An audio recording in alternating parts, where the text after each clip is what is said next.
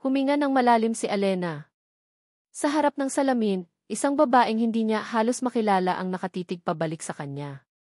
Nakasuot ito ng puting bestida na simple pero elegante. Ang tela ay yumayakap sa kanyang katawan na parang isang pangako. Ang kanyang buhok ay nakaayos sa isang maluwag na tinapay sa kanyang batok, pinalamutyan ng maliliit at totoong bulaklak ng sampag-ita. Ang kanyang mukha, na pinaghirapan ng makeup artist sa loob ng 2 oras, ay perpekto. Ngunit sa likod ng perpektong imahe na iyon, may isang katanungan na paulit-ulit na umuulit sa kanyang isipan. Nasaan ka na, Migs? Kinuha niya ang kanyang cellphone na nakapatong sa ibabaw ng tokador. Walang bagong mensahe. Ang huling text niya kay Miguel 1 oras na ang nakalipas ay naroon pa rin, nakabitin sa ere, hindi sinasagot. Papunta na ako sa simbahan, mahal ko. Hintayin kita doon. I love you. Napabuntong hininga siya at pilit nang umiti sa sariling refleksyon. Marahil ay nagmamaneho na ito. Marahil ay abala lang. Iyon nga siguro. Si Miguel de Leon, ang lalaking sa loob ng 2 taon ay naging sentro ng kanyang mundo, ang lalaking nagpatunay sa kanya na posibleng magmahal ang isang prinsipe ng isang simpleng tagagawa ng tinapay. Ngayon ang araw ng kanilang kasal. Walang puwang para sa pagdududa. Ara, anak. Handa ka na ba? Oras na, marahang tawag ng kanyang ina mula sa labas ng silid. Opo, Nay. Lalabas na po, sagot niya, ang kanyang boses ay mas matatag kaysa sa kanyang nararamdaman. Sa huling pagkakataon, tinitigan niya ang kanyang sarili. Ito na iyon. Ito na ang simula ng kanilang ihabang buhay. Ang mga pangarap nila ni Miguel ay simple lang. Isang maliit na bahay malapit sa panaderya, 2 anak, at isang buhay na puno ng tawanan at amoy ng bagong lutong pandesal. Hindi niya kailanman hinangad ang yaman ng mga De Leon. Si Miguel lang ang kailangan niya. Si Miguel na laging tumatakas mula sa kanilang mansyon para lang makasama siya sa maliit na kusina ng kanyang panaderya. Ang mga braso nito ay nakapulupot sa kanyang baywang habang nagmamasa siya ng harina. Mahal na mahal kita, Ara, bulong nito noon sa kanyang tainga. Hinding-hindi kita iiwan. Hawak ang pangakong iyon, humakbang siya palabas ng silid upang harapin ang kanyang kinabukasan. Ang simbahan ng San Mateo ay puno ng mga tao. Ang bawat sulok ay pinalamusya ng mga puting rosas at baby's breath, ang paborito ni Ara. Habang dahan-dahan siyang naglalakad sa pasilyo, kasama ang kanyang ama, ang lahat ng mga mata ay nasa kanya. Ngumingiti siya, isang ngiti na unti-unting nagiging pilit habang papalapit siya sa altar. Dahil wala si Miguel doon. Ang pwesto kung saan dapat ito nakatayo, naghihintay na may ngiti sa mga labi, ay bakante. Tanging ang pari at ang mga abay ang naroroon, ang kanilang mga mukha ay nagpapakita ng parehong pagkalito na nagsisimula ng gumapang sa kanyang dibdib. Naramdaman niya ang paghigpit ng hawak ng kanyang ama sa kanyang braso. 10 minuto. 15 minuto. Ang mahinang bulungan ng mga bisita ay unti-unting lumalakas, nagiging isang dagundong ng tsismis at haka-haka. Ang organista ay tumigil sa pagtugtog. Ang init sa loob ng simbahan ay parang nakakasakal. Nagsimulang manlamig ang mga kamay ni Ara. Ang kanyang puso, na kanina lang ay puno ng kagalakan, ay nagsimulang tumibok sa ritmo ng takot. Tawagan niyo si Miguel, narinig niyang utos ng kanyang ina sa isa sa kanyang mga pinsan. Baka na traffic lang. Pero alam ni Ara sa kaibuturan ng kanyang puso na hindi ito trapiko. May mali. May napakasamang nangyayari. 20 minuto. 30 minuto. Ang ilang mga bisita ay nagsimula ng tumayo. Ang kahihiyan ay parang isang mainit na likido na kumakalat sa kanyang mga ugat, pinapainit ang kanyang pisngi. Gusto niyang magtago. Gusto niyang maglaho. At saka, nakita niya ito. Si Marco, ang nakababatang kapatid ni Miguel, ay tumatakbo papasok sa simbahan, hingal na hingal, ang kanyang mukha ay maputla. Hindi siya nakatingin kay Ara. Nakayuko ito, iniiwasan ang kanyang mga mata na parabang natatakot ito sa kung ano ang makikita nito doon. Sa kamay nito, may hawak na isang puting sobre. Lumapit ito sa kanya, hindi makapagsalita at iniabot ang liham. Ang kanyang mga daliri ay nanginginig habang kinukuha ito. Pamilyar ang sulat kamay sa sobre. Para kay Ara. Iyon ang sulat ni Miguel. Nanginginig niyang binuksan ang sobre. Ang laman ay isang piraso ng mamahaling papel, ngunit ang mga salita na nakasulat dito ay tila isinulat ng nagmamadali, ang tinta ay bahagyang kumalat. Maikli lang ang liham. Dalawang pangungusap. Ngunit ang bawat salita ay isang punyal na itinarak sa kanyang puso. Patawarin mo ako, Ara. Hindi ako darating. Hindi na kita mahal. Nabitiwan niya ang papel. Napanood niya itong dahan-dahang lumutang pababa sa sahig na marmol. Ang ingay ng simbahan ay biglang naglaho. Wala siyang marinig kundi ang pagsabog ng kanyang mundo. Ang mga puting rosas, ang mga kandila, ang mga mukha ng mga taong nakapaligid sa kanya, lahat ay lumabo. Ang tanging malinaw ay ang sakit, isang sakit na napakatindi, napakalawak, na halos hindi niya na kayang huminga. Hindi na kita mahal. Hindi na kita mahal. Ang mga salitang iyon ay umalinggaw sa kanyang isipan, paulit-ulit, hanggang sa wala nang natira, kundi ang basag na piraso ng kanyang puso. Lumipas ang mga buwan sa isang malabong ulap ng pighati. Ang bestida ay naibalik na sa kahon. Ang mga regalo ay naisauli na. Ang panaderya, na dati niyang kanlungan, ay naging kanyang tanging saksi. Sa araw, abala siya sa pagmamasa ng tinapay, sa pagbebenta ng ensaymada, sa pagngiti sa kanyang mga suki. Ngunit sa gabi, kapag mag-isa na lang siya sa kanyang silid, ang sakit ay bumabalik, sariwa at brutal pa rin. Wala nang balita mula kay Miguel. Naglaho itong parang bula. Ang pamilyang De Leon ay nanahimik. Ang tsismis sa San Mateo ay unti-unti ring namatay, napalitan ng awa at pagkatapos ay ng paglimot. Ngunit si Ara, hindi niya kayang makalimot. Isang hapon, habang nag-aayos siya ng mga tray ng bagong lutong pandesal, bigla siyang nakaramdam ng pagkahilo.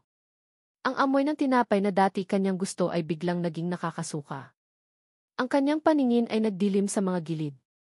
Ara, ayos ka lang, tanong ni Mang Berto, ang kanyang katulong sa panaderya. Bago pa siya makasagot, naramdaman niya ang kanyang mga tuhod na bumibigay. Ang huli niyang nakita ay ang nag-aalalang mukha ni Mang Berto bago nilamon ng dilim ang lahat. Nagising siya sa maliit na klinika ng bayan.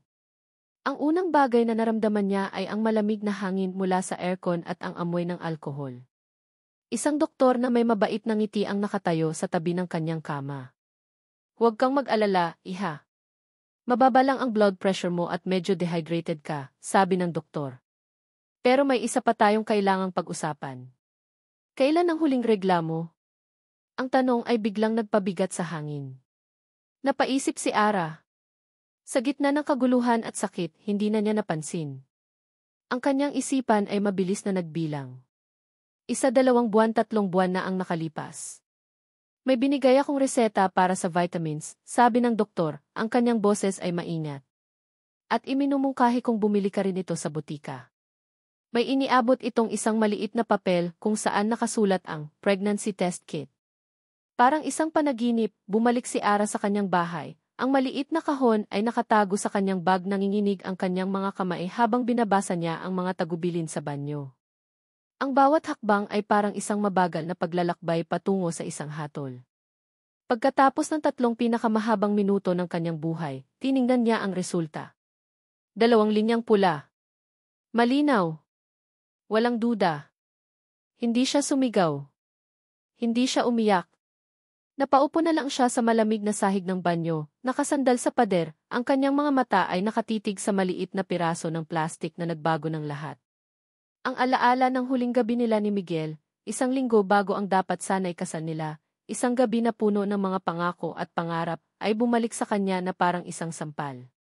Ang bunga ng kanilang pagmamahalan, ang simbolo ng kanilang naudlot na kinabukasan, ay nasa loob niya. Isang buhay na nagsisimula sa gitna ng isang pusong wasak. Hinawakan niya ang kanyang tiyan na patagpa. Ang sakit ng pag-iwan, ang kahihiyan, ang kalungkutan, lahat ay biglang napalitan ng isang bagong damdamin, isang malamig, matinding takot. Mag-isa siya. Paano niya ito haharapin? Isang butil ng luha ang sa wakas ay pumatak mula sa kanyang mata, sinundan ng isa pa. Doon, sa katahimikan ng kanyang banyo, niyakap niya ang sarili, at isang tanong ang kumawala sa kanyang mga labi, isang bulong na puno ng kawalan ng pag-asa. Paano na tayo, anak? 5 taon. Sa loob ng 5 taon, maraming maaaring magbago. Ang isang pusong wasak ay maaaring matutong tumibok muli, hindi dahil sa isang bagong pag-ibig, kundi para sa isang bagong buhay. Ang mga luhang pumatak sa gabi ay maaaring maging pataba para sa mga pangarap na itinanim sa umaga. Ang amoy ng bagong lutong pandesal ang gumising kay Alena. Ito na ngayon ang kanyang paboritong pabango sa mundo. Bumangon siya mula sa kama at dahan-dahang binuksan ang pinto ng katabing silid. Doon, sa isang maliit na kama na may kumot na may disenyo ng mga sasakyan, mahimbing na natutulog ang kanyang mundo. Si Angelo. Ang kanyang buhok ay kasing itim ng kay Miguel, ngunit ang kanyang mga ngiti kapag natutulog ay sa kanya. Sa loob ng 5 taon, ang maliit na nilalang na ito ang naging kanyang lakas, kanyang inspirasyon, at kanyang dahilan. Ang paano na tayo, anak, na ibinulong niya noon sa banyo ay nasagot na. Ang sagot ay, lalaban sila. At nagtagumpay sila. Angelo, anak, gising na, marahan niyang bulong, hinahaplos ang malambot nitong pisngi. Oras na para sa eskwela. Agad na dumilat ang bata, ang mga mata nito'y puno ng sigla. Good morning, nanay. Ang kanilang umaga ay isang sayaw na kabisado na nila. Habang naghahanda ng almusal si Ara, si Angelo naman ay mag-isang naliligo at nagbibihis. Sabay silang kakain, magdarasal, at pagkatapos ay maglalakad papunta sa 2 pinakamahalagang lugar sa kanilang buhay. Una, ang San Mateo Elementary School, kung saan hahatid ni Ara ang kanyang kinder pupil na si Angelo. Pangalawa, ilang kanto lang mula roon, ang ihipanaderya ni Ara, isang maliit na pangarap na itinayo niya mula sa mga piraso ng kanyang pagkabigo. Nay, bakit po Angelo Reyes ang pangalan ko? Ang mga kaklase ko po, may 2 pangalan sila, tanong ni Angelo habang magkahawak kamay silang naglalakad.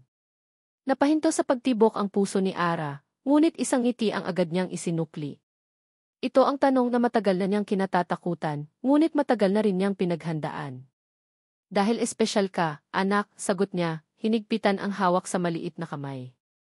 Reyes ang apelyido ko, kaya yan din ang sa iyo. At ang Angelo. Dahil ikaw ang anghel ko. Tumingala si Angelo sa kanya, ang mga mata'y nagliwanag sa paghanga. Talaga po, Nay? Anghel niyo po ako. Anak.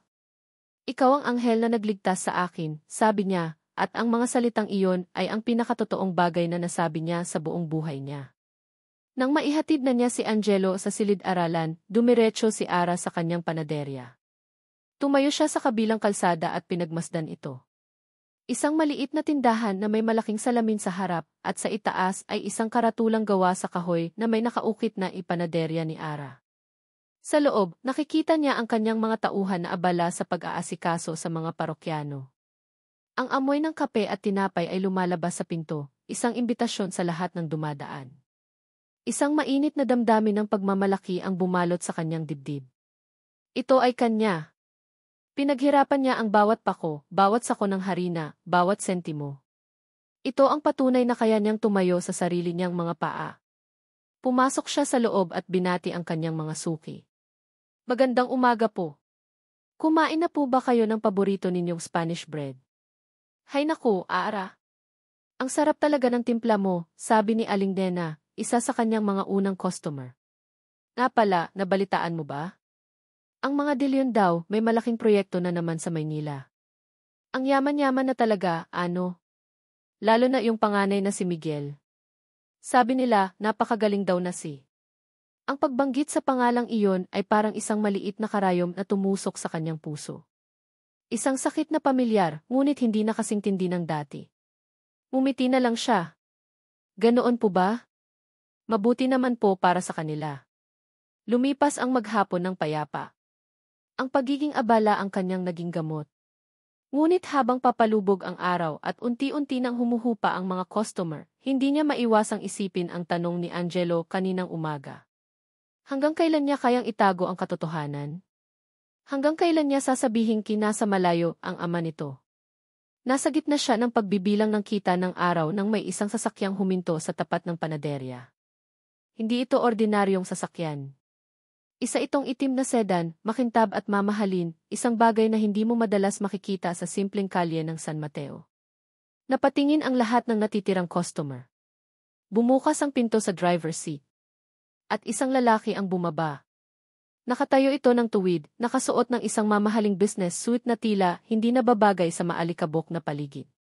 Mas matanda ng 5 taon, mas seryoso ang mukha, mas malapad ang balikat. Ngunit ang mga matang iyon, ang paraan ng pagtayo nito, ang panga nitong minsan niyang hinaplos, walang duda. Nabitawan ni Ara ang mga perang hawak niya. Nagkalat ang mga barya sa sahig, gumulong sa iba't ibang direksyon, ngunit hindi niya inalis ang kanyang tingin.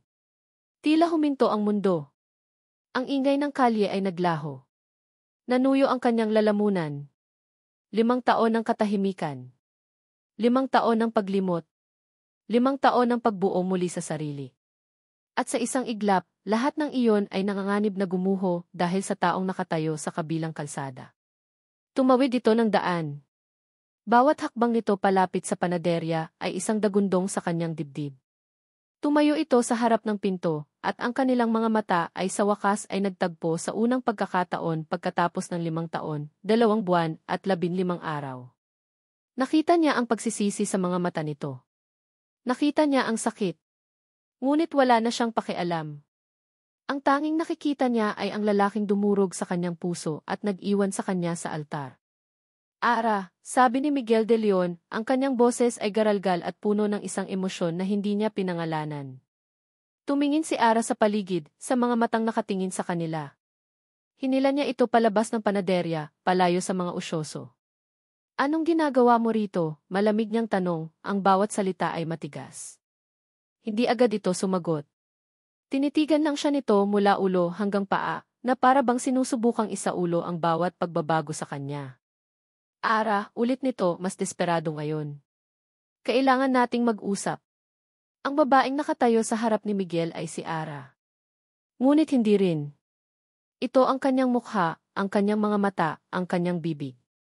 Ngunit ang init na dati nagmumula sa mga matang iyon ay napalitan ng isang nagielong pader.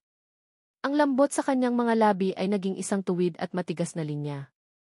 5 taon siyang pinahirapan ng alaala ng babaeng iniwan niya. Ngayon, ang babaeng nasa harap niya ay isang estranghera na maisuot na mukha ng kanyang pinakamamahal.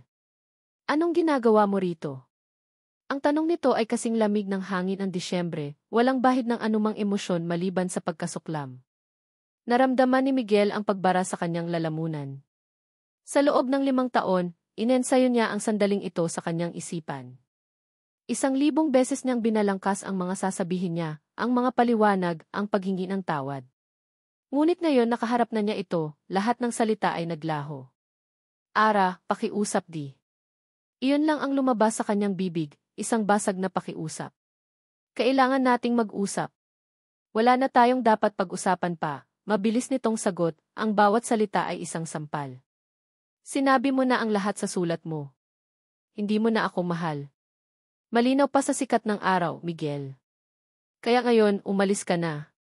Hinila siya nito palayo sa maliwanag na pinto ng panaderya, sa isang eskinita kung saan hindi sila gaanong mapapansin.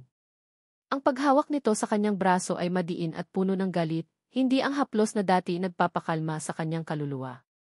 Patawarin mo ako, Ara. Hindi ako darating. Hindi na kita mahal. Ang mga salitang isinulat niya gamit ang sarili niyang kamay ay bumalik upang saksakin siya. Ang pinakamalaking kasinungalingan ng kanyang buhay. Biglang bumalik sa kanya ang alaala ng gabing iyon. Ang imahe ay napakalinaw na para bang kahapon lang nangyari. Nasa loob siya ng marangyang library ng kanilang mansyon. Nakaupo sa tapat niya ang kanyang ina, si Doña Elvira de Leon. Hindi ito galit. Hindi ito sumisigaw. Ang itsura nito ay kalmado, ang kanyang mukha ay parang isang maskarang gawa sa porselana, ngunit ang mga mata nito ay kasing talim ng yelo. Simple lang ang pag-uusapan natin, Miguel, sabi ni Doña Elvira, ang kanyang boses ay banayad ngunit may bigat ng bakal. Inilapag nito ang isang folder sa ibabaw ng lamisang gawa sa mahogany. Binuksan ito ni Miguel. Sa loob, may mga ledger, mga resibo. Mga papeles mula sa construction company ng kanilang pamilya. Itinuro ng kanyang ina ang isang serye ng mga numero na may bilog na pula. Ang tatay ng babaeng iyan, sabi ni Doña Elvira, hindi man lang binabanggit ang pangalan ni Ara, si Mang Berto Reyes. Matagal na siyang warehouse manager natin. Mabait na tao. Mapagkakatiwalaan. Pero lahat ng tao nagkakamali. Ipinaliwanag ng kanyang ina ang isang pagkakamali sa inventaryo. Isang maliit na butas sa libro na, kung titingnan sa tamang anggulo, ay maaaring magmukhang pagnanakaw. Isang maliit na pagkakamali na, sa tulong ng pinakamahusay na mga abogado, ay maaaring maging isang kaso ng malawakang pandarambong. Alam kong aksidente lang ito, Miguel, patuloy ng kanyang ina. Ngunit hindi iyon ang makikita ng korte. Ang makikita nila ay isang empleyadong nagnakaw sa kumpanyang pinagkatiwalaan siya sa loob ng 20 taon. Isipin mo ang kahihiyan. Ang pagkakakulong. Ang pagkasira ng pangalan ng mga Reyes sa buong San Mateo. Naramdaman ni Miguel ang panlalamig ng kanyang dugo. Ano ang gusto ninyong mangyari, Mama? Ngumiti si Doña Elvira, isang ngiting hindi umabot sa kanyang mga mata. Pumili ka, Miguel. Ang babaeng iyan at ang pagkasira ng kanyang pamilya o ang pag-iwan sa kanya. Isulat mo sa kanya. Sabihin mong hindi mo na siya mahal. Bigyan mo siya ng isang malinis na hiwa, isang sakit na maghihilom sa paglipas ng panahon. Mas mabuti iyon kaysa sa kahihiyan na mananatili habang buhay. Tumingin siya sa mga mata ng kanyang ina. Nakita niya roon ang determinasyon. Alam niyang gagawin nito ang sinabi nito. Para protektahan ang pangalan ng mga De Leon, handa itong sirain ang sinuman. At sa sandaling iyon, pinili ni Miguel ang saktan ang babaeng pinakamamahal niya para iligtas ito mula sa isang mas malalang kapahamakan. Kinuha niya ang panulat at papel at isinulat ang pinakamasakit na mga salita na dumaan sa kanyang isipan. Miguel! Ang sigaw ni Ara ang nagpabalik sa kanya sa kasalukuyan. Nakita niya ang inis sa mukha nito. Nakikinig ka ba? Sinabi kong umalis ka na. May dahilan, Ara, desperado niyang sabi. May dahilan kung bakit ko ginawa iyon. Hindi totoo ang lahat. Huli na ang lahat para sa mga dahilan mo, putol nito. Tinalikuran siya nito at nagsimulang maglakad pabalik sa panaderya. Huwag ka nang babalik dito. Huwag mo na kaming guguluhin. Kami. Ang salitang iyon ay tumatak sa kanyang isipan. Pinanood niya itong maglakad palayo, ang likod nito ay tuwid at puno ng dignidad na hindi niya nakita noon. Ang dating babaeng simple at laging nakayuko ay wala na. Ang nasa harap niya ngayon ay isang reyna na nagbabantay sa kanyang maliit na kaharian.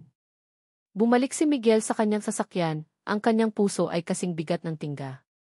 Pinatakbo niya ang makina at nagmaneho palayo, hindi patungo sa Maynila, kundi sa ibang direksyon. Ilang linggo bago siya bumalik, nakatanggap siya ng isang tawag mula kay Anton, isang dating kaibigan sa San Mateo. Sa gitna ng kanilang kumustahan, biglang nabanggit ni Anton, nga pala, pare, nakita ko si Ara kanina. Ang laki na ng anak niya. Kamukhang-kamukha mo noong bata ka. Ang mga salitang iyon ay sumabog sa loob niya na parang isang bomba. Isang anak. Mayroon siyang isang anak. Iyon ang nag-udyok sa kanya. Nagpaalam siya sa opisina, nagsinungaling sa kanyang ina na may aasikasuhing negosyo sa ibang bansa at bumalik sa San Mateo.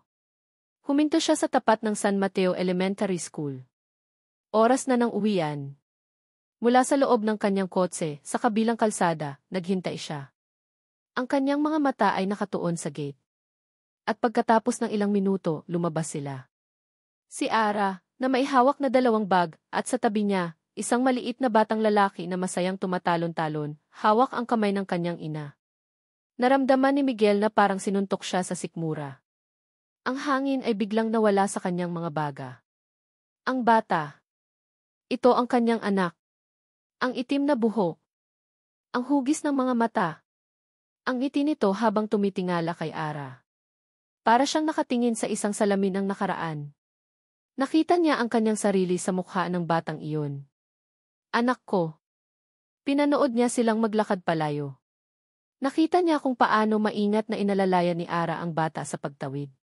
Nakita niya kung paano nito ginulo ang buhok ng bata, na sinuklian naman ng isang malakas na tawa. Isang perpektong larawan ng isang pamilya. Isang larawan kung saan dapat ay kasama siya. Isang matinding pagsisisi, mas malalim kaysa sa naramdaman niya sa loob ng 5 taon, ang bumaha sa kanyang pagkatao. Tama si Ara. Huli na ba ang lahat? Ngunit habang nakatingin siya sa kanyang anak, isang bagong determinasyon ang umusbong sa kanyang puso. Hindi. Hindi pa maaaring huli ang lahat. Biglang tumunog ang kanyang cellphone. Ang pangalan sa screen ay nagpatigil sa kanyang paghinga. Mama! Pinindot niya ang answer button, ang kanyang kamay ay bahagyang nanginginig. Miguel, sabi ng malamig na boses ni Doña Elvira sa kabilang linya. Walang ihelo, walang kumusta. Nasaan ka? Ang sabi ng sekretarya mo, nasa business trip ka. Pero tumawag sa akin si Tita Consuelo. Nakita ka raw niya sa San Mateo kanina. Napapikit si Miguel. Ang mga mata ng kanyang ina ay nasa lahat ng dako. May inaasikaso lang po ako, ma, sagot niya, sinusubukang panatilihing kalmado ang kanyang boses. Isang sandali ng katahimikan. At pagkatapos, ang mga salitang nagpatindig ng kanyang balahibo. Huwag na huwag kang gagawa ng ikasisira ng pangalan natin, sabi ni Doña Elvira, ang bawat salita ay mabagal at may diin. Alam mo ang kaya kong gawin. Ang pagbabalik ni Miguel ay parang isang bato na inihagis sa isang tahimik na lawa. Ang mga unang alon ng pagkagambala ay nagsimula ng maramdaman ni Ara, at ang kapayapaan na 5 taon niyang iningatan ay unti-unti nang nababasag. Sinubukan niyang baliwalain ang insidente. Sinabi niya sa sarili na iyon na ang huli. Ngunit malalim sa kanyang puso, alam niyang nagsisimula pa lang ang lahat. Lumipas ang ilang araw. Isang hapon, habang sinusundo niya si Angelo mula sa eskwelahan, masaya itong tumakbo papalapit sa kanya. May hawak na isang maliit na laruang robot. Hindi ito isang ordinaryong laruan. Mukha itong mamahalin, gawa sa metal at komplikado ang disenyo, hindi ang klase ng laruan na mabibili sa kung saan lang. Anak, saan mo nakuha yan? Tanong ni Ara, isang malamig na kaba ang biglang gumapang sa kanyang dibdib. Bigay po ni Tito Anton, nanay, masayang sagot ni Angelo. Pinsan daw po ni Tito Migs. Sabi niya, pasalubong daw po para sa akin galing sa isang mabait na kaibigan. Tito Anton. Ang kaibigan ni Miguel. Ang mga piraso ay nagdikit-dikit sa isipan ni Ara. Ito ang paraan ni Miguel. Kung hindi siya makakalapit ng direkta, gagamit siya ng iba. Isang pamilyar na init ang gumapang sa kanyang dibdib, isang galit na matagal na niyang ibinaon, ngunit hindi kailanman namatay. Ang galit ng isang inang pinoprotektahan ang kanyang anak. Kinagabihan, pinuntahan niya si Anton. Isinauli niya ang laruan ng may kasamang isang matigas, ngunit magalang na pakiusap. Pakisabi kay Miguel, salamat, pero hindi namin kailangan. At pakisabi sa kanya, tigilan na niya ito. Ngunit ang mensahe ay tila hindi nakarating. O kung nakarating man, pinili nitong baliwalain. Kinabukasan, isang basket ng mamahaling prutas ang inihatid sa panaderya. Sumunod na araw, isang set ng mga librong pambata. Lahat ay may kasamang card na nagsasabing galing kay Anton, ngunit alam ni Ara kung kanino talaga nagmumula ang mga ito. Ang kanyang panaderya, ang kanyang santuwaryo, ay unti-unti nang nilulusob. Ang kanyang payapang buhay ay ginugulo. At ang takot na nararamdaman niya ay hindi na para sa kanyang sarili, kundi para kay Angelo. Paano kung magsimula ng magtanong ang bata? Paano kung ang pangalang Tito Migs ay maging permanente sa bokabularyo nito? Isang hapon, habang abala siya sa pag-aayos ng mga cake sa display, isang anino ang tumabon sa kanya. Napatingala siya, handa nang batiin ang isang customer, ngunit ang mga salita ay namatay sa kanyang lalamunan. Isang babae ang nakatayo sa harap niya. Matangkad, nakasuot ng isang eleganteng kremang bestida, ang buhok ay perpektong nakaayos, at ang mga alahas ay kumikinang kahit sa ilalim ng simpleng ilaw ng panaderya. Ang kanyang mukha ay pamilyar mula sa mga litrato sa dyaryo at magasin. Isang mukha na may otoridad at kayamanan. Isang mukha na tinitingala at kinatatakutan. Si Doña Elvira de Leon. Ang hangin sa loob ng panaderya ay tila biglang numipis. Ang mga natitirang customer ay biglang tumahimik, ang kanilang mga mata ay nagpapalipat-lipat sa pagitan ni Ara at ng bagong dating. Maaari ba tayong mag-usap, sabi ni Doña Elvira. Hindi iyon isang tanong kundi isang utos. Ang kanyang tingin ay nilibot ang maliit na panaderya, isang bahid ng pagkasuklam ang dumaan sa kanyang mga mata bago ito nawala. Tumango si Ara, pinilit na kontrolin ang panginginig ng kanyang mga kamay. Inimbitahan niya ito sa maliit na espasyo sa likod na nagsisilbing kanyang opisina. Habang naglalakad sila, naramdaman ni Ara ang bawat matang nakasunod sa kanila. Nang makaupo na sila, walang paligoy-ligoy na nagsalita si Doña Elvira. Alam kong bumalik ang anak ko, sabi nito, ang boses ay malamig at walang emosyon. At alam ko rin na ikaw ang dahilan. Wala po akong kinalaman doon, mahinang sagot ni Ara, ngunit pinanatili niyang matatag ang kanyang tingin. Isang maliit at mapang-insultong tawa ang kumawala sa mga labi ni Doña Elvira. Huwag na tayong maglokohan, iha. Mulat sa pool, ikaw ang kahinaan ng anak ko. Isang pagkakamali na akala ko ay naitama na 5 taon na ang nakalilipas. Bumigat ang paghinga ni Ara. Ang bawat salita ng babae ay isang patalim na dahan-dahang ibinabaon sa kanyang pagkatao. Gusto kong malaman mo na hindi magbabago ang isip ko, patuloy ni Doña Elvira. Hindi ka nababagay sa pamilya namin. Ang anak mo ang batang iyon ay isang paalala ng isang pagkakamali na hindi ko hahayaang sumira sa kinabukasan ni Miguel.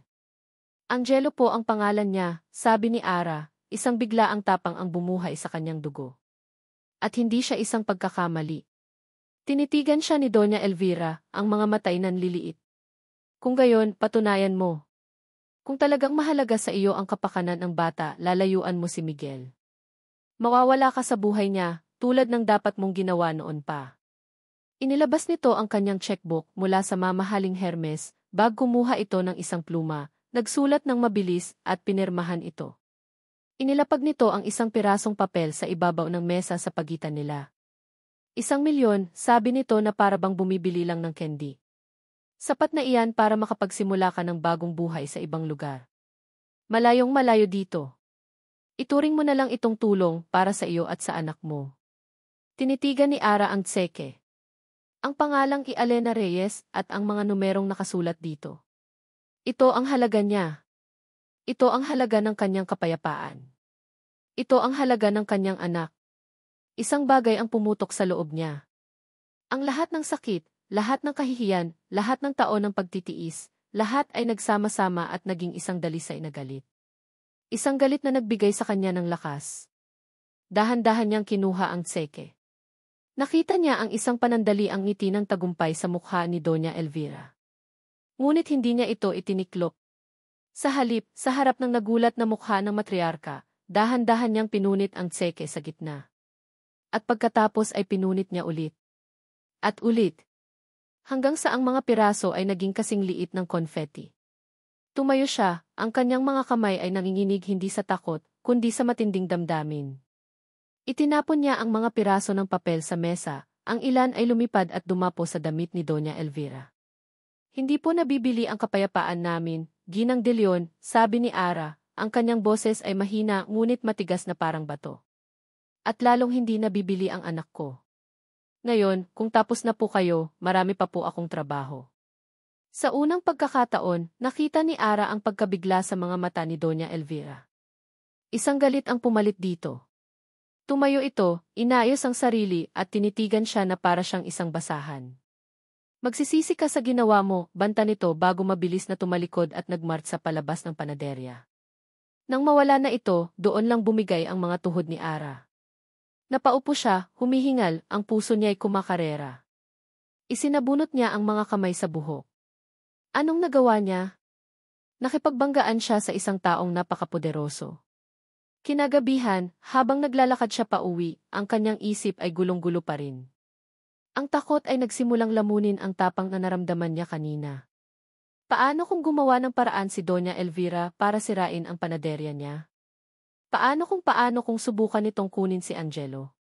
Sa gitna ng kanyang mga alalahanin, isang anino ang humarang sa kanyang daan. Napasigaw siya sa gulat, ngunit agad na natakpan ang kanyang bibig. Ara, ako to. Si Miguel. Hinawakan siya nito sa braso, ang mukha'y puno ng pag-aalala. Bitawan mo ako, pilit niyang sabi, nagpupumiglas. Ang galit niya sa ina ay nabaling sa anak. Ano na naman ito? Hindi ka pa ba tapos?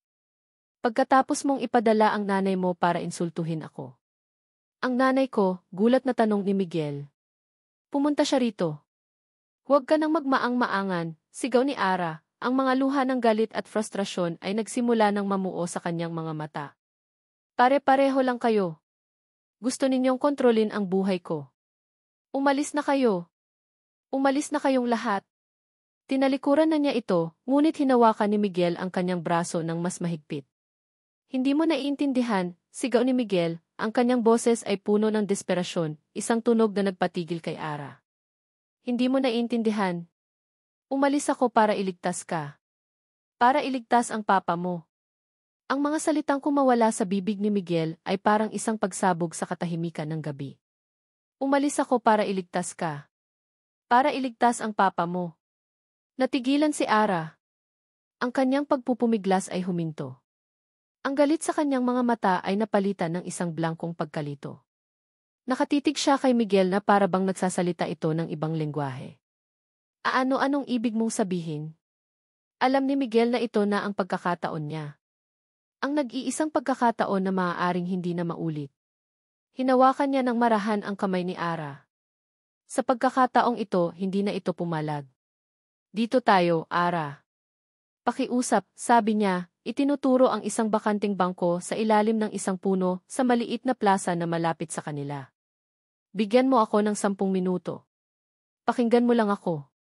Pagkatapos nito, kung sasabihin mo pa ring umalis ako, aalis ako at hinding-hindi na babalik. Pangako. Nag-alinlangan si Ara, ngunit may nakita siyang kakaiba sa mga mata ni Miguel, isang desperasyon na mas malalim pa sa pagsisisi. Isang sakit na tila ngayon lang niya napansin. Walang imik, sumunod siya. Umupo sila sa bangko, may isang dangkal na pagitan sa kanila na parang isang malalim na bangin. Huminga ng malalim si Miguel, kinakalap ang lahat ng lakas na natitira sa kanya. Paano niya sisimulan?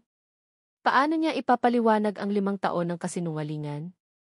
Hindi totoo ang nakasulat sa liham, Ara, panimula niya, ang kanyang boses ay halos isang bulong. Kailanman, hindi ako tumigil sa pagmamahal sa iyo. Bawat araw sa loob ng 5 taon, ikaw pa rin. Nakita niya ang pag-iling ni Ara. Kung totoo yan, bakit, Migs? Bakit mo ako iniwan sa simbahan? Bakit mo ako tinakbuhan na parang wala akong halaga? Napapikit si Miguel. Ang sakit sa boses nito ay isang punyal na muling tumarak sa kanyang puso. Dahil sa kanya, sabi niya. Dahil sa mama. At doon, sa ilalim ng madilim na ilaw ng poste, ikinuwento niya ang lahat. Ikinuwento niya ang gabi bago ang kanilang kasal, ang pagtawag sa kanya ng kanyang ina sa library. Inilarawan niya ang malamig na ekspresyon sa mukha ni Doña Elvira, ang folder na inilapag nito sa mesa, at ang laso na dahan-dahan nitong ibinuhos sa kanyang pandinig. May ipinakita siyang mga dokumento sa akin, sabi ni Miguel, ang kanyang boses ay nanginginig sa alaala. Mga papeles mula sa kumpanya. May nakita raw silang maliit na discrepancy sa inventaryo sa warehouse kung saan namamahala ang papa mo. Alam kong wala siyang kasalanan, Ara. Isang simpleng pagkakamali lang sa paglilista. Pero si mama ginawa niyang isang sandata. Tumingin si Miguel kay Ara, ang kanyang mga mata ay nagsusumamo. Binalaan niya ako. Sinabi niya na kung itutuloy ko ang kasal, gagamitin niya ang lahat ng kapangyarihan niya para gawing isang malaking kaso ng pandarambong ang maliit na pagkakamali na iyon. Ikukulong daw niya ang papa mo. Sisirain niya ang pangalan ng pamilya ninyo habang buhay. Natakpan ni Ara ang kanyang bibig, ang kanyang mga mata ay nanlalaki sa hindi makapaniwalang pagkasindak. Pinapili niya ako, patuloy ni Miguel, ang kanyang lalamunan ay tila nagsasara. Ang kaligayahan natin o ang kalayaan at dignidad ng pamilya mo. Anong gagawin ko, Ara? Bata pa ako noon. Natakot ako. Hindi para sa sarili ko, kundi para sa iyo, para sa papa mo.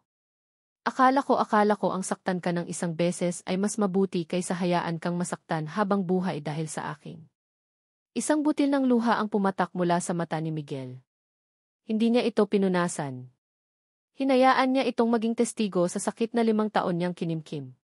Kaya isinulat ko ang liham na iyon. Ang bawat letra ay parang pagtarak ng kutsilyo sa sarili kong puso. Pero ginawa ko. Dahil iyon lang ang naisip kong paraan para itulak ka palayo, para maniwala kang kasuklam-suklam ako, para hindi mo na ako habulin at mailayo kita sa kapahamakan na dala ng apelyido ko. Katahimikan. Ang tanging maririnig ay ang huni ng mga kuliglig at ang malakas na pagkabog ng kanilang mga dibdib. Umiling si Ara, hindi makapaniwala. Sinasabi mo lang yan. Kwento lang yan. Alam ni Miguel na mangyayari ito.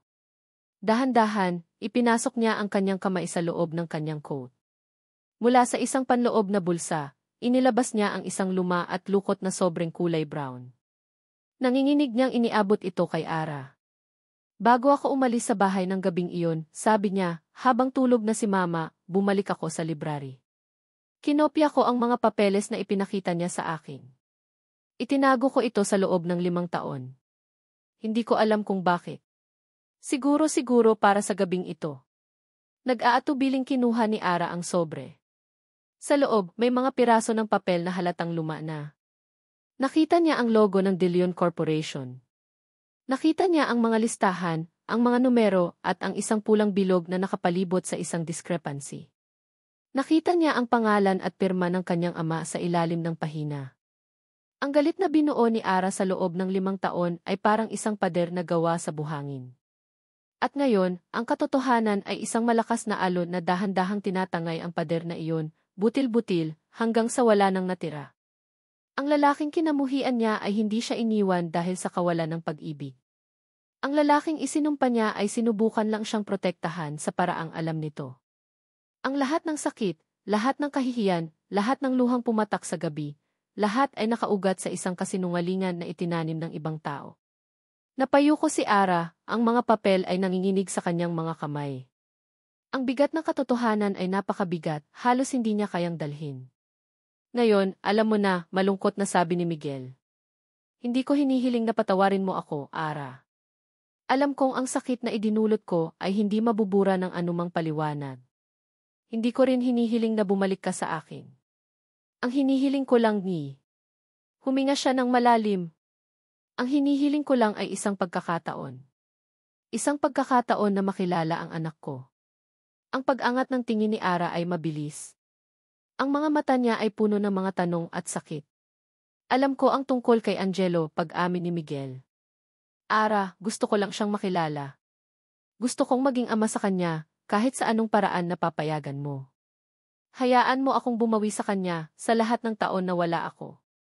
Tinitigan siya ni Ara ng matagal. Tinitingnan niya ang bawat linya sa kanyang mukha, ang pagsisisi sa kanyang mga mata, ang bigat sa kanyang mga balikat. Hindi na niya nakikita ang halimaw na binuo niya sa kanyang isipan. Ang nakikita niya ngayon ay isang lalaking nasaktan din, isang lalaking biktima rin tulad niya. Ang desisyon ay hindi madali. Ang sugat ay napakalalim pa rin. Ngunit nang maisip niya si Angelo at ang mga tanong nito tungkol sa isang ama, isang bagay sa loob niya ang nagsimulang lumambot. Tumayo siya, hudyat na tapos na ang usapan. Tumayo rin si Miguel, ang kanyang mukha ay puno ng pag-asa at takot sa kung ano ang sasabihin niya. Huminga ng malalim si Ara, pinatatag ang kanyang sarili, pinipigilan ang libo-libong emosyon na nag-uunahan sa kanyang dibdib. Sa wakas, nagsalita siya, ang kanyang boses ay mahina ngunit malinaw sa katahimikan ng gabi. CJ. Napatingin si Miguel, hindi sigurado kung narinig niya ng tama. Sige, ulit ni Ara, mas matatag ngayon. Pwede mong makilala si Angelo. Isang ngiti ang nagsimulang mabuo sa labi ni Miguel, ngunit agad itong pinigil ni Ara sa kanyang huling mga salita. Pero sa mga kondisyon ko. Ang mga sumunod na linggo ay isang pagsubok sa katatagan ng puso ni Elena. Tinupad ni Miguel ang kanyang pangako. Ang mga pagkikita nila ni Angelo ay laging nasa ilalim ng mga kondisyon ni Ara. Sa pampublikong lugar lang. Walang mamahaling regalo. At laging naroroon si Ara, isang tahimik na anino na nagmamasid mula sa malayo. Ang unang pagkikita ay sa parke ng bayan. Nakaupo si Ara sa isang bangko habang pinapanood niya si Miguel na medyo alanganing itinutulak si Angelo sa duyan. Nakita niya ang kaba sa mga galaw ni Miguel, ang takot na baka magkamali. Ngunit nakita rin niya ang sinseridad sa mga mata nito, isang pananabik na hindi maitatago. At si Angelo. Ang kanyang anak ay tumatawa, isang tawang malakas at dalisay na umabot hanggang sa kinaupuan ni Ara at niyakap ang kanyang puso. Sa bawat pagdaan ng araw, nakikita ni Ara ang pagbabago kay Angelo. Mayroon na itong bagong kwento pag-uwi mula sa eskwela. Nanay, si Tito Migs po, tinuruan niya akong magpalipad ng saranggola. Nanay, dinalhan po ako ni Tito Migs ng paborito kong ice cream. Ang Tito Migs ay naging isang pamilyar na pangalan sa kanilang maliit na tahanan. At habang nakikita ni Ara ang saya sa mga mata ng kanyang anak, isang saya na hindi niya kailanman naibigay ng buo, ang yelo sa paligid ng kanyang puso ay nagsimulang magpakita ng mga bitak. Hindi niya ito gustong aminin, ngunit isang bahagi sa kanya ang nagagalak para sa kanyang anak. Sa wakas, nararanasan ni Angelo ang isang bagay na matagal na nitong hinahanap, isang ama. Isang Sabado ng hapon, dinala sila ni Miguel sa isang maliit na perya sa kabilang bayan. Habang nakasakay si Angelo sa tsubibo, nakatayo sina Ara at Miguel sa ibaba, parehong nakatingala. "Salamat, Ara," biglang sabi ni Miguel, hindi inaalis ang tingin sa kanilang anak. "Para saan?" tanong ni Ara, ang kanyang boses ay neutral. "Para dito," sagot ni Miguel. "Para sa pagkakataong ito. Ito na yata ang pinakamasayang araw ng buhay ko sa loob ng 5 taon." Tumingin si Ara kay Miguel. Sa ilalim ng makulay na ilaw ng perya, nakita niya ang isang lalaking pagod ngunit masaya. Ang bigat sa mga balikat nito ay tila bahagyang gumaan. Sa unang pagkakataon, sa isang panandaliang sandali, hindi galit o sakit ang naramdaman niya. Isang bagay na malapit sa pag-unawa. Ngunit ang kapayapaan ay isang marupok na bagay. At ang kaligayahan ay may aninong laging kasunod. Kinabukasan, Linggo, habang nagsasara siya ng panaderya, ang itim na sedan na nagdulot sa kanya ng kaba noon ay muling huminto sa tapat. Ngunit sa pagkakataong ito, hindi si Miguel ang bumaba. Si Doña Elvira de Leon. Hindi na ito pumasok sa loob. Tumayo lang ito sa labas, ang kanyang postura ay tuwid at matigas, ang kanyang mukha ay walang anumang emosyon. Isang malamig na kumpiyansa ang pumalibot sa kanya, mas nakakatakot kaysa sa dati nitong galit. Kahit ayaw niya, lumabas si Ara upang harapin ito. Ayaw niyang gumawa ng eksena sa harap ng kanyang mga tauhan. "Magandang gabi po," bati ni Ara, pinipilit na maging matatag. Hindi pinansin ni Doña Elvira ang kanyang pagbati. "Akala ko ba ay matalino ka, Alena," sabi nito, ang bawat salita ay parang patak ng yelo. "Ngunit nagkamali ako. Hinayaan mong bumalik ang anak ko sa buhay mo. Hinayaan mong makalapit siya sa bata. Karapatan po niyang makilala ang anak niya," sagot ni Ara. Umiti si Doña Elvira, isang ngiting nakakakilabot. "Karapatan? Pag-usapan natin ang karapatan. May karapatan ang isang De Leon na lumaki sa isang marangyang buhay. May karapatan siyang magkaroon ng pinakamahusay na edukasyon, pinakamahusay na mga oportunidad. Isang bagay na hindi mo kayang ibigay." Bumigat ang paghinga ni Ara. "Pinalaki ko po siyang mag-isa. Masaya po kami."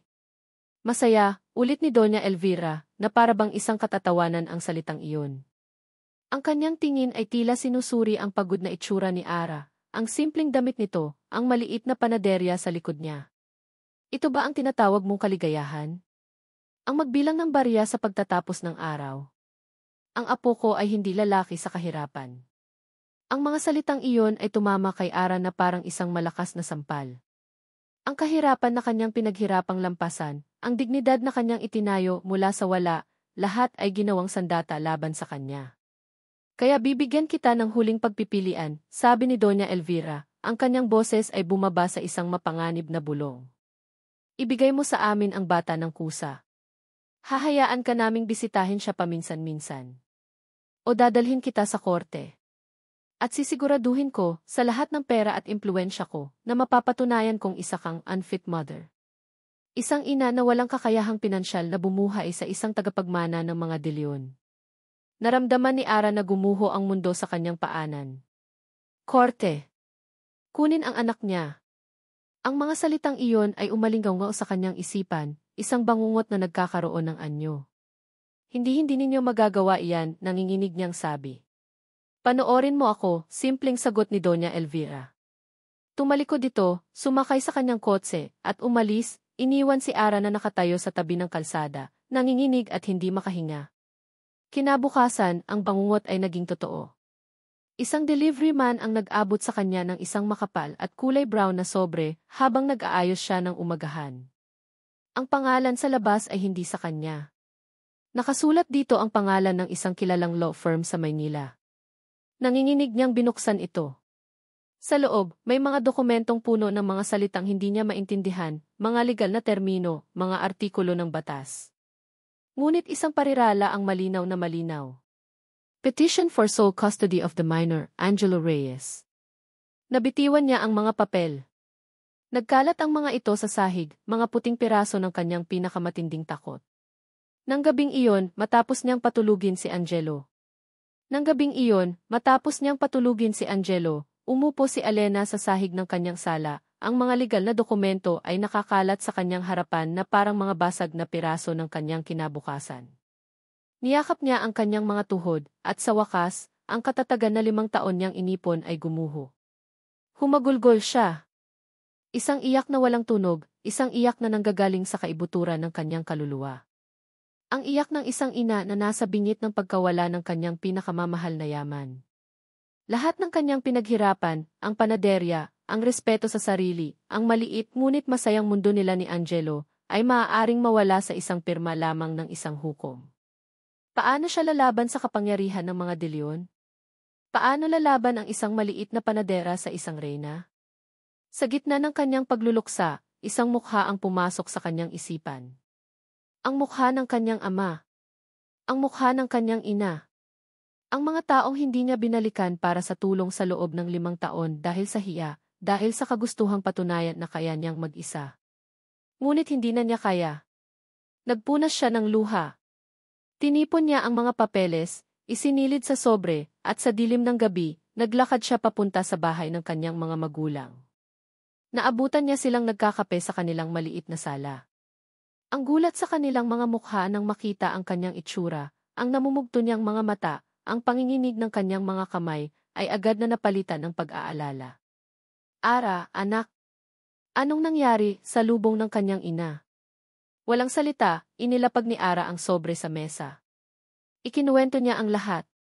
Ang pagbabalik ni Miguel. Ang katotohanan sa likod ng pag-alis nito. Ang unti-unting pagbuo ng relasyon nito kay Angelo. At ang huli, ang pinakamasakit sa lahat, ang banta ni Doña Elvira at ang petisyon para sa kustodya. Umiiyak ang kanyang ina habang nakikinig. Ngunit ang kanyang ama, si Mang Berto, ay nanatiling tahimik. Nakayuko ito, nakatitig sa mga papeles sa mesa. Ang kanyang mukha, na karaniwang kalmado at mabait, ay nagpakita ng isang emosyon na hindi pa nakikita ni Ara dati. Isang halo ng lumang sakit at bagong determinasyon. Dahan-dahan, kinuha nito ang isang papel, ang isa kung saan nakasulat ang buong pangalan ng nagpepetisyon, Elvira Montoya de Leon. Elvira, bulong nito, ang pangalan ay tila dayuhan at pamilyar sa kanyang mga labi. Kailangan nating pumunta doon, sabi ni Mang Berto, ang kanyang boses ay biglang naging matigas. Tinaas niya ang kanyang tingin, at nakita ni Ara ang isang apoy sa mga mata ng kanyang ama. Kailangan nating harapin siya. Bago pa man sila makaalis, tumawag si Ara kay Miguel. Nang marinig nito ang nangyari, walang pag-aalinlangan sa boses nito. Huwag kayong aalis. Papunta na ako dyan. Sabay-sabay tayong pupunta. Miguel. Pagdating ni Miguel sa bahay ng mga Reyes, ang nakita niya ay isang eksenang dumurog sa kanyang puso. Si Ara, umiiyak sa yakap ng kanyang ina. At si Mang Berto, nakatayo sa isang tabi, ang kamao ay nakakuyom, ang mukha ay parang bakal na maskara.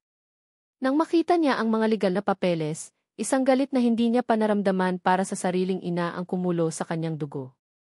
Tapos na ang pagiging duwag. Tapos na ang pagpaparaya. Sabay nating haharapin si Mama, sabi niya. Ang biyahe papunta sa mansyon ng mga De Leon ay puno ng mabigat na katahimikan. Si Ara ay nasa tabi niya, si Mang Berto ay nasa likod. Walang nagsasalita. Bawat isa ay abala sa sariling digmaan sa isipan. Ngunit sa unang pagkakataon, naramdaman ni Miguel na hindi siya nag-iisa sa laban na ito. Ang malaking tarangkahan ng mansyon ay bumukas para sa kanila. Pagpasok nila sa marangyang sala, naroon si Doña Elvira, nakaupo sa kanyang paboritong silya na parang isang reyna sa kanyang trono. Isang ngiti ng tagumpay ang nasa kanyang mga labi nang makita niya sila. Mabuti naman at napag-isipan mo na, sabi nito, ang tingin ay nakatuon kay Ara. Isang matalinong desisyon ang isuko na lang ang bata nang. Hindi kami naparito para sumuko, Mama, putol ni Miguel, ang kanyang boses ay matatag at malamig. Lumakad siya at tumayo sa tabi ni Ara. Naparito kami para itigil na itong kabaliwan ninyo. Tumawa si Doña Elvira, isang tawang mapang-insulto. Kabaliwan? Miguel, ginagawa ko ito para sa iyo. Para sa kinabukasan mo. Nililinis ko lang ang kalat na idinulot ng babaeng iyan. Hindi siya kalat, sigaw ni Miguel. Siya ang babaeng mahal ko. At si Angelo ay anak ko. Isang bastardo na magmamansa sa pangalan natin, ganti ni Doña Elvira, ang kanyang boses ay tumataas na rin. Hindi ko hahayaang ang isang hamak na panadera at ang kanyang anak ang sumira sa lahat ng itinayo ko. Tumigil ka na, Elvira. Ang boses na iyon ay hindi galing kay Miguel o kay Ara. Ito ay mahinahon ngunit may bigat na nagpatigil sa lahat. Lahat sila ay napatingin kay Mang Berto na dahan-dahang humakbang pasulong, papalabas mula sa anino. Tiningnan siya ni Doña Elvira mula ulo hanggang paa, puno ng pagkasuklam. At sino ka naman para utusan ako sa sarili kong pamama, natigilan siya. Ang kanyang mga mata ay nanlaki. Tinitigan niyang mabuti ang mukha ni Mang Berto, ang mga mata, ang hugis ng panga, ang mga linyang iniwan ng panahon. Isang alaala mula sa halos 40 taon na ang nakalipas ang biglang sumulpot mula sa buo ng nakaraan. Humakbang si Mang Berto hanggang sa ilang talampakan na lang ang layo niya. Elvira, ulit niya, ang kanyang boses ay puno ng sakit ng maraming dekada. Ako ito. Si Berto. Naaalala mo pa ba? Alena. Napanood ni Ara ang pagbabago sa mukha ni Doña Elvira. Ang maskara ng pagmamataas ay nabitak. Ang kulay ay nawala sa kanyang mukha. Napatiimbagang ito, bumalik sa alaala ng isang dalagitang mayaman na umibig sa isang mahirap na magsasaka. Biberto, nautal niyang sabi, hindi makapaniwala. Paano? Akala ko iniwan mo ako. Umiling si Mang Berto, isang malungkot na ngiti ang sumilay sa kanyang mga labi. Hindi kita iniwan, Elvira. Itinaboy ako. Pinagbantaan ako ng ama mo. Sinabi niyang kung hindi ako lalayo sa iyo, sisirain niya ang pamilya ko. Pinapili niya ako. Kaya umalis ako nang walang paalam, sa pag-aakalang iyon ang pinakamabuti para sa iyo. Akala ko alam mo. Sa sandaling iyon, ang buong mundo ni Doña Elvira ay gumuho. Ang galit na pinakain niya sa kanyang puso sa loob ng 40 taon, ang galit sa lalaking inakala niyang nang iwan sa kanya dahil sa pera, ang galit na nag-udyok sa kanya na maging matigas at walang awa. Ang galit na ipinasa niya sa pagtrato kay Ara, lahat ng iyon ay nakaugat sa isang malaking kasinungalingan. Hindi siya iniwan. Siya ang iniwanan. Ang kasaysayan ay umulit sa sarili nitong pinakamasakit na paraan. Napasubsob siya sa kanyang silya, at sa unang pagkakataon sa buhay ni Miguel, nakita niya ang kanyang ina na humagulgol ng walang pagpipigil. Ang makapangyarihang matriarka ay naging isang matandang babae na may pusong sawi. Napanood ni Miguel ang lahat. Ang trahedya ng kanyang ama at ina ay isang salamin ng sarili niyang kwento. Sa wakas, naintindihan niya. Lumakad siya pabalik kay Ara. Hinawakan niya ang kamay nito at sa pagkakataong ito, hinayaan na siya ni Ara. Humarap siya sa kanyang ina. Tapos na, ma, sabi niya, ang kanyang boses ay malumanay ngunit pinal. Simula ngayon, pamilya ko na sila. Huminga siya ng malalim at binitawan ang huling tanikala na gumagapos sa kanya. Hindi ko kailangan ng pera o ng apelyido ninyo. Sila ang kailangan ko. Hinila niya ng marahan si Ara, at kasama si Mang Berto, tinalikuran nila ang nagibang kaharian at ang nasirang reyna, at sabay-sabay na lumakad palabas tungo sa liwanag. Makalipas ang ilang linggo. Ang hangin sa tabing dagat ay maalat at sariwa. Ang tunog ng mga alon na humahampas sa dalampasigan ay isang nakakakalmang musika. Nakaupo si Ara sa isang banig, pinapanood ang dalawang pinakamahalagang lalaki sa kanyang buhay. Si Miguel at si Angelo, magkatabi, abala sa pagbuo ng isang kastilyong buhangin. Walang marangyang damit, walang driver, walang mga bodyguard. Si Miguel ay nakasuot lang ng simpleng t-shirt at shorts, ang kanyang mukha ay masaya at payapa. Tumingin ito sa direksyon ni Ara at ngumiti. Isang ngiting totoo, walang bigat, walang pagsisisi. Isang ngiting nagsasabing, dito ako nabibilang. Hindi pa sila opisyal na nagkakabalikan. Marami pang sugat ang kailangang maghilom. Marami pang tiwala ang kailangang buuin muli. Ngunit sa unang pagkakataon sa napakatagal na panahon, naramdaman ni Ara ang pag-asa. Tumayo siya at lumapit sa kanila. Umupo siya sa tabi ni Angelo at ginulo ang buhok nito. Nanay, tulungan niyo po kami ni Papa, masayang sabi ni Angelo. Papa. Ang salita ay hindi na tunog banyaga. Ito ay tama. Ito ay nararapat. Napatingin si Ara kay Miguel. Nagtama ang kanilang mga mata. Sa mga mata nito, wala na siyang nakitang anino ng nakaraan, kundi ang pangako ng isang bagong simula. Isang simula na hindi perpekto, ngunit totoo. Isang simula na silang tatlo ang magkakasamang bubuin, isang butil ng buhangin sa bawat pagkakataon. Ngumiti si Ara pabalik. At sa ilalim ng bughaw na langit, kasama ang alon bilang kanilang saksi, sinimulan nilang itayo muli ang kanilang pamilya. At dito po nagtatapos ang makulay na kwento ni Ara, Miguel, at ng kanilang munting anghel na si Angelo.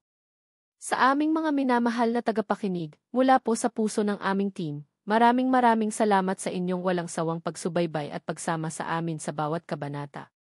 Ang pagsulat sa kwento ni Ara at Miguel ay isang paglalakbay na puno rin ng iba't ibang emosyon. Sama-sama nating sinamahan si Ara sa kanyang mga luha, sa kanyang pagbangon at sa kanyang paghahanap ng lakas. Sinaksihan din natin ang mahabang daan na tinahak ni Miguel para sa kapatawaran at para patunayan ang kanyang sarili. Nais naming ipaalala sa pamamagitan ng kwentong ito na ang tunay na pagpapatawad ay hindi nangangahulugang paglimot sa sakit.